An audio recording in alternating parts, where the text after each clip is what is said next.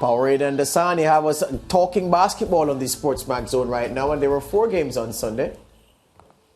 Hornets beating the Heat, Grizzlies taking down the Pacers, Cavaliers clipping the Clippers, more than clipping, they beat them at 23 points, and then the Bucks too strong for the Pelicans. But it was the heavyweight clash at TD Garden on Saturday night that has people still talking when the Celtics hosted the Lakers, and most watchers agree it was a modern classic.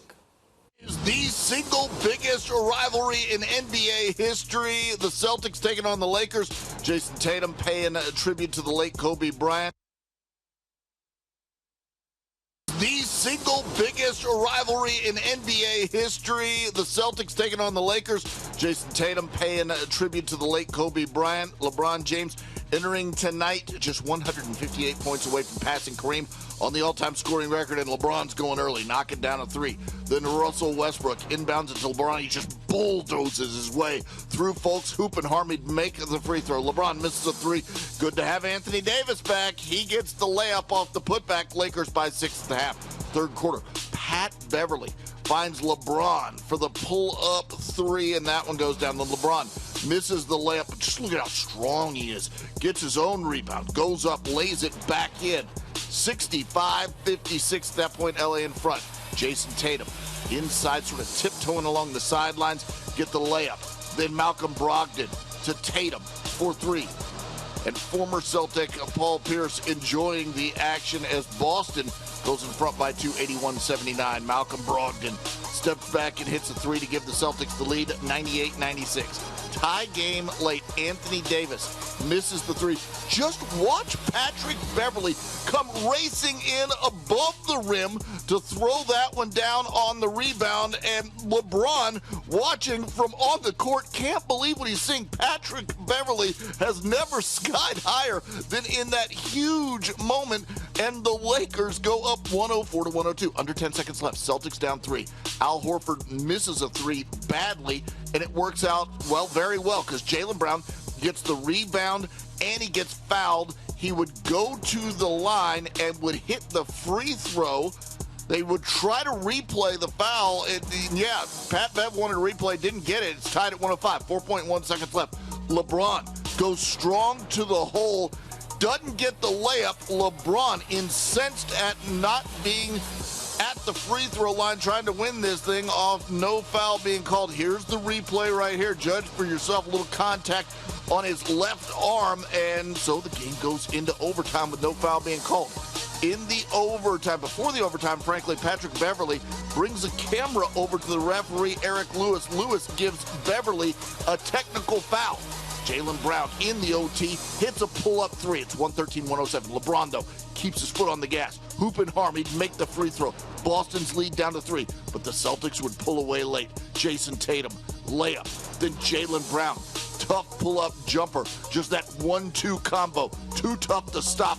Boston, in overtime, in a thriller, hangs on to win it by 4, 125-121.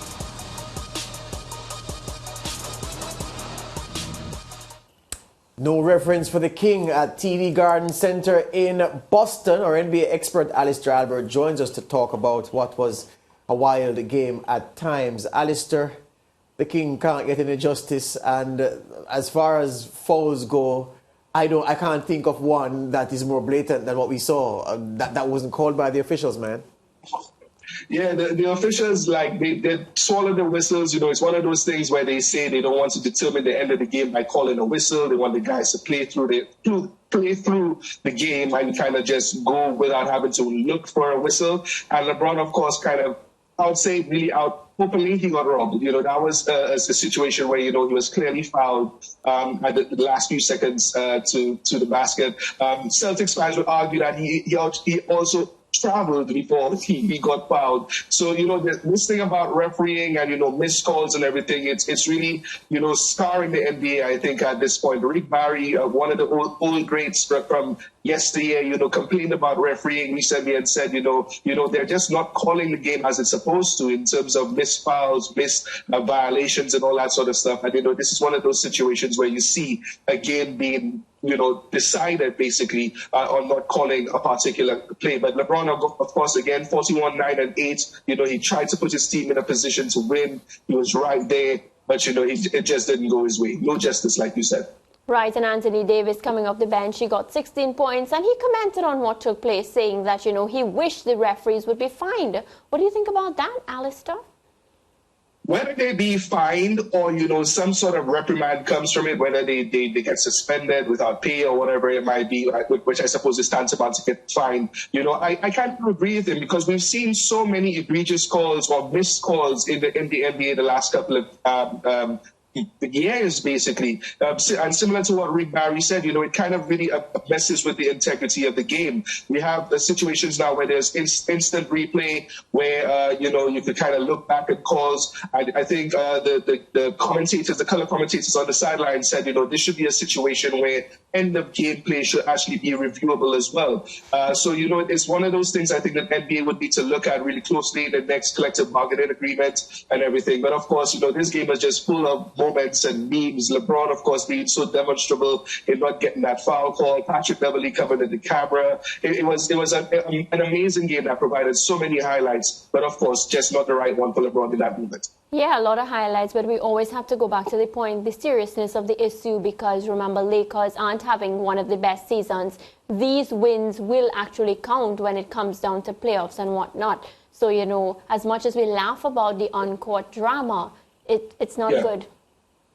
And that's what kind of fueled that response from LeBron. I think he's starting to realize now that every single game is really important. He now has a team that's close to healthy. Anthony Davis is back. They just got Rui Hachimura. That kind of brought a little bit of an injection of energy to the team with that little bit of roster turnover. And, if you look at the Western Conference Finals, between the 3rd and 13th place, there's only a 5-game difference.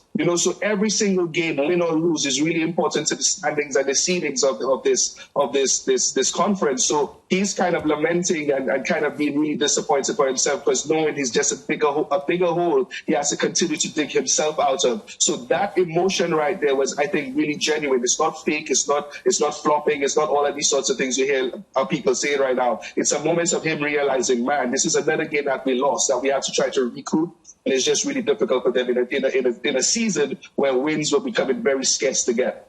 My friend, we're out of time. We joined the late. We apologize for that. We'll talk again tomorrow. All the best to you. Just want to say good luck to you. It was really lovely engaging with you on SportsMax, and best of luck to everything going on with you with your move after. Thank you very much, my friend. All the best. All right, we take a break. Back with more on the SportsMax Zone after these.